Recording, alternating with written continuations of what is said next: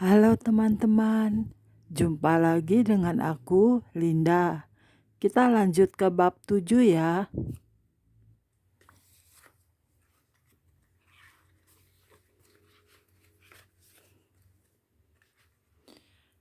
Oke, mari kita mulai. Bab 7, resiko mempelajari ilmu hitam dan kutukannya. Resiko pertama, biasanya orang itu akan suka sekali sama yang namanya daging mentah. Maksudnya doyan wanita. Haha, suka melakukan hubungan seks dengan wanita. Biasanya dia suka sekali main perempuan, cari TTM, teman tapi mesra. Kedua, dia suka sekali membunuh. Bahkan untuk menyantet orang itu ibaratnya suatu percobaan ilmu. Jadi orang yang punya ilmu hitam itu seperti orang gila. Apa kutukannya? Pertama, anak pertama atau terakhir pasti cacat. Kedua, dia akan mengalami ditolak langit, ditolak bumi. Mati ndak, hidup ndak. Karena penyakit akan menggerogoti tubuhnya seumur hidupnya. Kanker, tumor, macam-macam sampai dia mati. Saudara, orang yang belajar ilmu hitam, kekuatan setan itu akan terkumpul di saraf, sehingga membuat salah satu saraf darah tersumbat. Itulah yang menyebabkan kanker.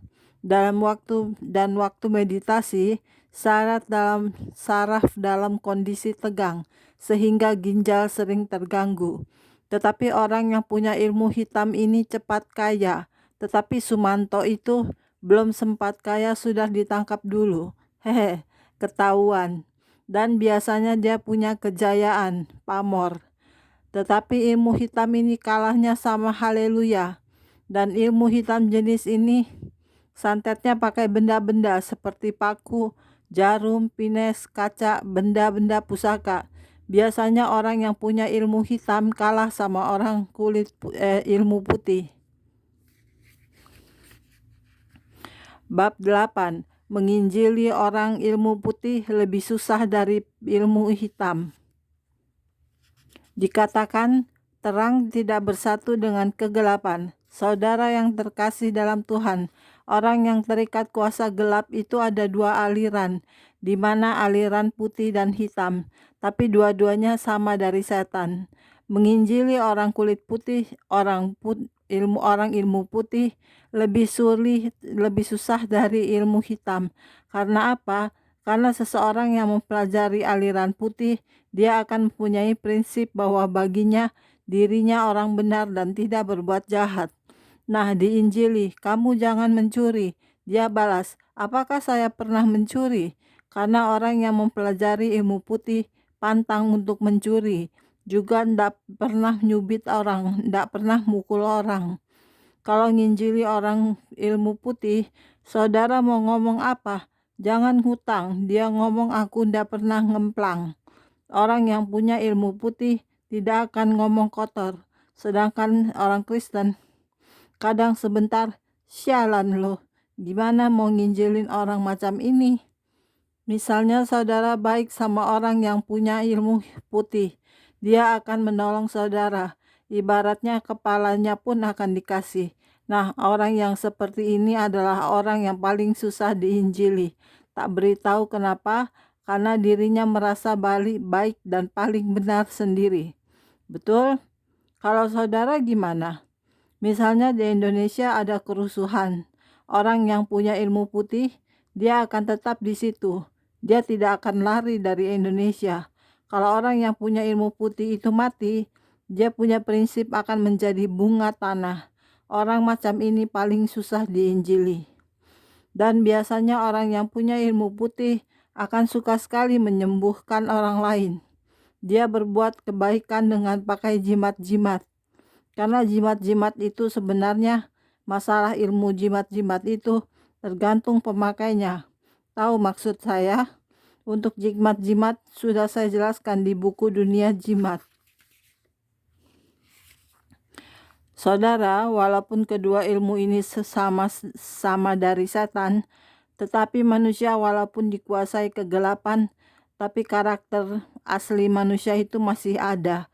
Hati nurani itu masih ada.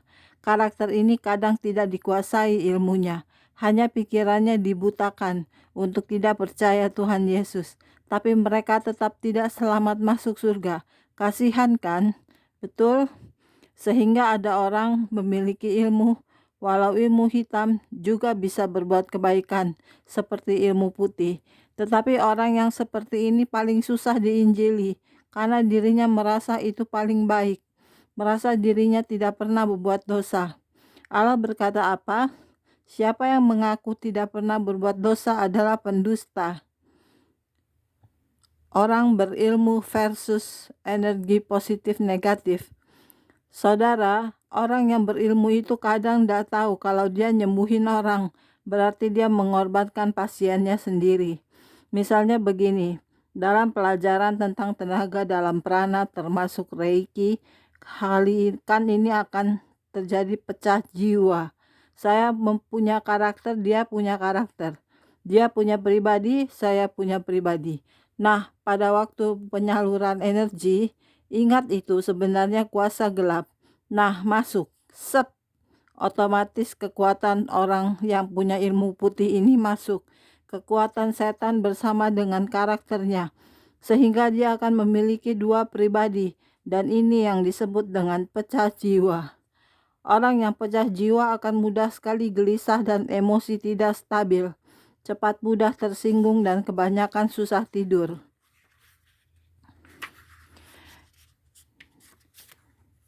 Ngerti tidak saudara?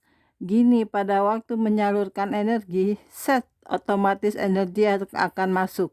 Energinya dia akan masuk ke saya dari tulang ekor.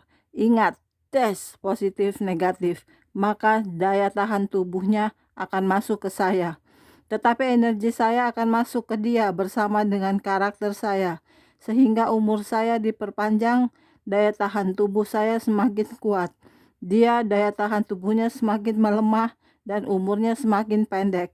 Sehingga dukunnya umur panjang dan pasien umurnya pendek. Dukun tidak ada umur pendek, pasti panjang-panjang. Kenapa? Tinggal berapa kali dia nyedot orang. Dan biasanya kalau sudah sampai taraf menyembuhkan orang, dia akan terus menyembuhkan. Karena apa? Itu akan seperti kayak keran air. Kalau baru akan agak seret, tetapi kalau sudah biasa digunakan akan lancar. Tenaga dalam juga seperti itu.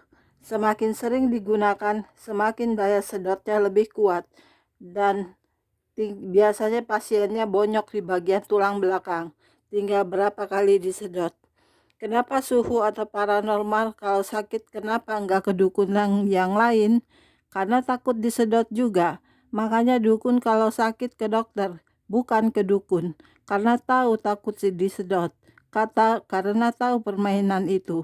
Dan itu tidak bisa menyembuhkan, tetapi seakan-akan sembuh. Kalau daya tahan tubuh pasiennya sudah hilang, maka penyakit akan menjadi komplikasi. Orang yang belajar tenaga dalam, badannya akan lebih kuat dari manusia biasa, tetapi itu mengorbankan banyak orang, terutama yang sedarah dengan orang itu, keluarga. Setan bukan pencipta. Kalau daya tahan seseorang hilang, maka dia akan malas, suka tidur. Perhatikan anak-anak dukun kebanyakan malas kerja enggak? Pasti malas kerja dan sering sakit-sakitan. Rahasia ilmu putih ini hanya bisa diketahui kalau seseorang itu sudah mempelajari ilmu tingkat tertinggi, kamoksan, dari dahi keluar cahaya. Saya dulu sudah mempelajari sampai ke situ, sehingga saya tahu rahasia sedot-sedotan itu. Kalau dulu saya tidak mempelajari ilmu setinggi itu, saya juga tidak bisa tahu.